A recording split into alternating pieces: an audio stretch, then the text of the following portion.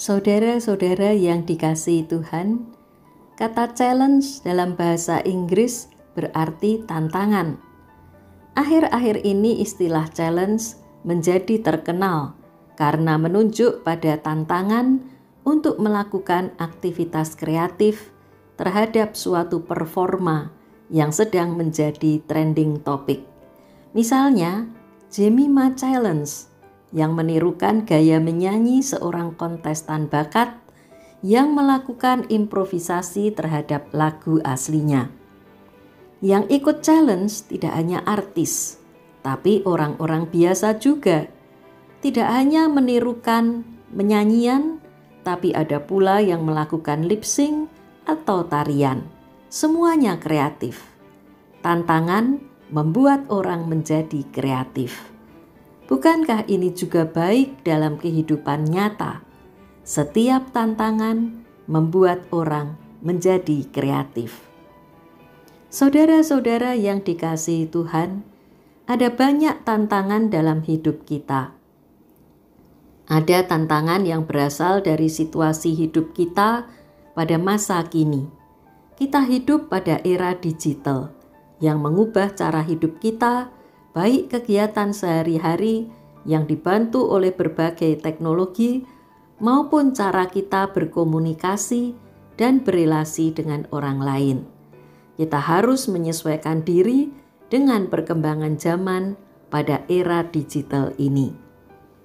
Memang kadang-kadang orang melihat tantangan sebagai sesuatu yang menakutkan, mengecilkan hati, membuat pesimis, bahkan putus asa. Namun jika kita melihat tantangan secara positif, yaitu sebagai sesuatu yang membuat kita menjadi kreatif, bukankah itu luar biasa? Pandemi COVID-19 yang tiba-tiba terjadi tanpa kita bayangkan sebelumnya juga memunculkan berbagai tantangan. Namun ada banyak orang yang kemudian menjadi kreatif dalam menyiasati dan menghadapi tantangan itu. Ada yang harus melakukan banyak perubahan dan penyesuaian dalam pekerjaannya selama ini, seperti guru dan dosen. Namun ada pula yang harus banting setir, melakukan pekerjaan baru yang selama ini tak terpikirkan karena ia kehilangan pekerjaan. Tantangan itu menjadikannya seorang yang kreatif.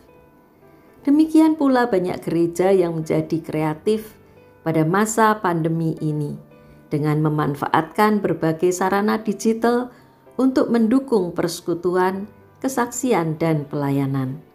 Pertemuan-pertemuan persekutuan dan pembinaan terjadi di dunia maya, tetapi dapat mendekatkan satu sama lain karena ada relasi di dalamnya. Saudara-saudara yang dikasihi Tuhan, Rasul Paulus menulis surat kepada Timotius yang relatif masih muda dan menjadi pemimpin jemaat. 1 Korintus 6 ayat 11 berbunyi demikian. Tetapi engkau, hai manusia Allah, jauhilah semuanya itu, kejarlah keadilan, ibadah, kesetiaan, kasih, kesabaran, dan kelembutan. Paulus menyebut Timotius sebagai manusia Allah. Istilah manusia Allah menunjuk pada posisi dan tugas seorang nabi. Dalam Perjanjian Lama ada beberapa tokoh yang disebut manusia Allah, yaitu Musa, Samuel, dan Semaya, utusan Allah kepada Raja Rehabiam. Gelar manusia Allah ini memberikan kekuatan dan semangat kepada Timotius untuk menjalankan tugasnya yang berat secara kreatif. Menjadi pemimpin jemaat pada usia muda pada waktu itu bukanlah hal yang mudah. Mungkin pada masa kini di beberapa tempat situasinya masih sama. Sulit menerima seorang muda menjadi pemimpin. Ada rasa tidak percaya akan kemampuan orang muda. Padahal setiap orang yang dipilih Allah untuk memimpin, berapapun usianya, diberi kekuatan dan kemampuan untuk menjalankan tugasnya itu.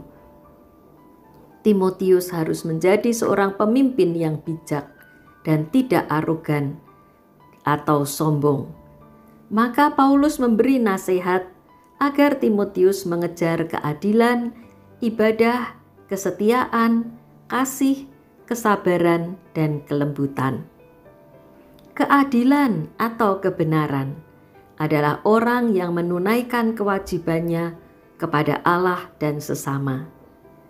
Ibadah atau kesalehan adalah orang yang selalu menyadari kehadiran Allah dalam hidupnya. Kesetiaan kepada Tuhan diwujudkan seumur hidup. Kasih ditujukan kepada Allah dan sesama.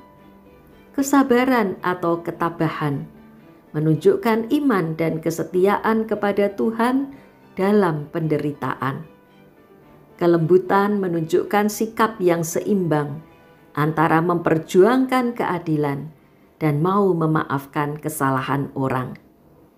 Itulah sikap-sikap yang dibutuhkan sebagai seorang pemimpin, sehingga harus dikejar oleh Timotius. Saudara-saudara yang dikasihi Tuhan, ada banyak tantangan dalam hidup kita saat ini. Dalam pekerjaan, dalam keluarga, dalam pelayanan, dalam kehidupan bersama dalam masyarakat. Mari kita menghadapi dan menjalaninya secara kreatif, dengan keyakinan bahwa kita pun disebut sebagai manusia Allah yang diperlengkapi untuk menjalankan setiap tugas dan tanggung jawab kita dalam kehidupan bersama orang lain. Dan mari kita juga terus mengejar keadilan, ibadah, kesetiaan, kasih, kesabaran, dan kelembutan. Amin.